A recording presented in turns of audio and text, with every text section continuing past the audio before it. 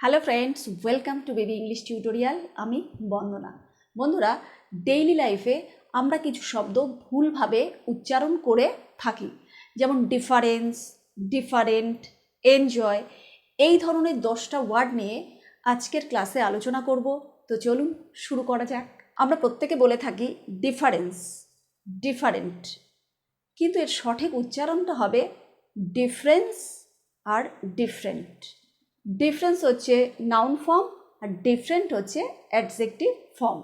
আমি বাক্যে ফেলে বললে ভালো বোঝা যাবে। আমি যদি বলি এ রেইনবো হ্যাজ ডিফারেন্ট কালার্স, একটা রামধনুর, এ রেইনবো মানে একটা রামধনুর, হ্যাজ মানে আছে, ডিফারেন্ট মানে আলাদা আলাদা, কালার্স মানে রং। তাহলে ডিফারেন্ট দিয়ে বাক্য হলো। ডিফারেন্স এটাও আলাদা ও পার্থক্য বোঝাচ্ছে। তাহলে এটার একটা বাক্য হচ্ছে উই অল শুড হ্যাভ, আমাদের প্রত্যেকের থাকা উচিত ইন্ডিভিজুয়াল ডিফারেন্সেস। আমাদের প্রত্যেকের থাকা উচিত কি? ইন্ডিভিজুয়াল ডিফারেন্সেস মানে ব্যক্তিগত স্বাতন্ত্রতা। প্রত্যেকের আলাদা আলাদা সত্তা, প্রত্যেকে আলাদা আলাদা মানুষ, তাই প্রত্যেকের আলাদা আলাদা সত্তা থাকবে, এটা ভাবা যায়। Next, enjoy. আমরা প্রত্যেকে বলি আমরা না এবার পিকনিকে গেছিলাম, খুব এনজয় করেছি, কিন্তু এই এনজয় উচ্চারণটা কিন্তু ঠিক নয়।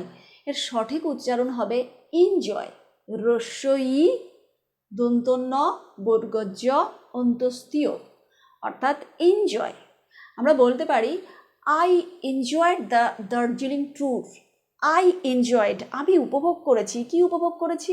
দ্য দার্জিলিং ট্যুর, দার্জিলিংয়ে ঘুরতে গেছিলাম, সেটা আমি ভীষণভাবে উপভোগ করেছি। Next, evening. আমরা অনেকে বলে থাকি good evening ma'am, good evening sir, কিন্তু এটা সঠিক উচ্চারণ হবে good evening ma'am, good evening sir. তাহলে এবার থেকে আমরা যখন বলবো তখন কিন্তু ইভিনিং আর বলবো না, বলবো গুড ইভিনিং। নেক্সট, আমরা বলি ওয়েডনেসডে। 7টা দিন 7টা নামে বলে থাকি। একটা হচ্ছে সানডে, মানডে, ওয়েডনেসডে বলি।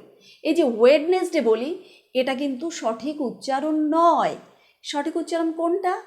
ওয়েন্সডে। এটার উচ্চারণ হচ্ছে ওয়েন্সডে। ডের পর একটা হ্রস্বইকার লাগাতেও পারি, ডেটাকে শুধু ডয়কারে ডেও বলতে পারি, অথবা ডের পরে একটা হ্রস্বইকার লাগাতেও পারি।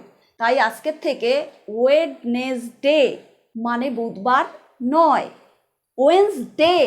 নেটফ্লিক্সে একটা ওয়েব সিরিজ রয়েছে, তার নামও কিন্তু ওয়েন্সডে, ওয়েডনেসডে নয় কিন্তু। নেক্সট, আমরা বলে থাকি অনেকে যে আমি না এই রবিবার দিন ফাঁকা আছি, এদিনকে একটু ভুরুটা প্লাগ করতে যাব।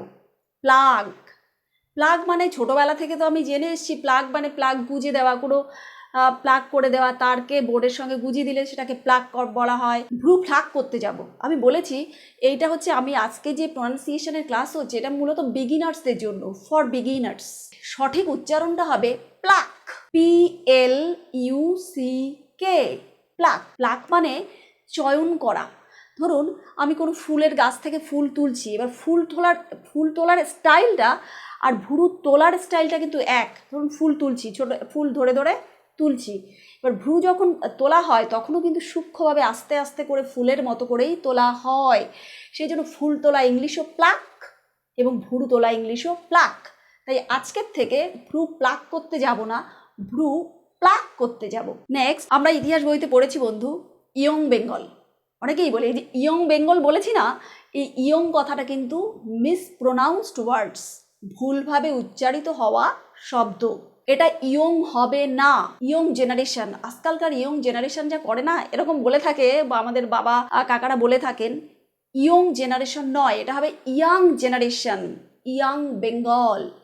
তাই আজকে থেকে ইয়ং নয়, হবে ইয়াং।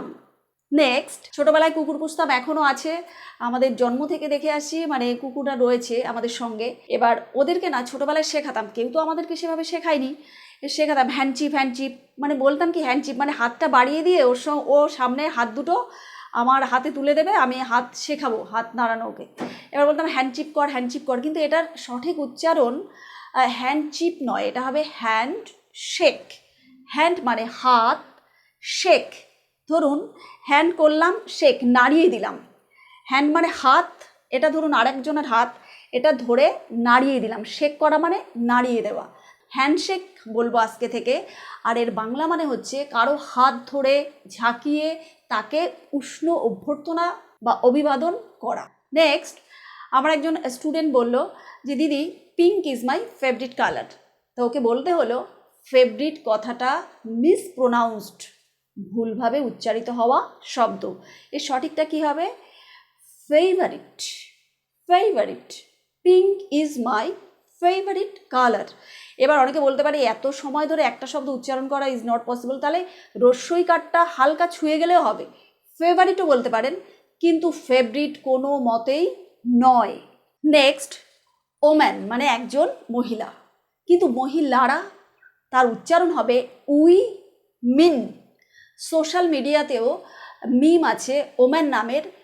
এই ওম্যান কথাটাকে মানে উইমিন, আমি যেটাকে বলবো উইমিন, উইমিন কথাটাকে বিভিন্ন মানুষ বিভিন্ন রকমভাবে উচ্চারণ করে, কিন্তু এর একটাই সঠিক উচ্চারণ, সেটা হলো উই মিন। তো বন্ধুরা, আমাদের এই ক্লাস কেমন লাগছে? আমি তো মাত্র 10টা নিয়ে করলাম, আরও 10টা রেডি আছে। আপনাদের যদি মনে হয় যে এই ক্লাসটা ইফেক্টিভ এবং এগুলো আমাদের শেখা প্রয়োজন, তাহলে আমাকে কমেন্ট সেকশানে কমেন্ট করে জানাবেন। আমি এই টাইপের ক্লাস কিন্তু পরে তাহলে আরও করব। ভালো লাগলে লাইক করবেন, শেয়ার করবেন, সাবস্ক্রাইব করে পাশে থাকবেন, নোটিফিকেশন বেলটি অন রাখবেন। সকলে ভালো থাকবেন। Thanks to all.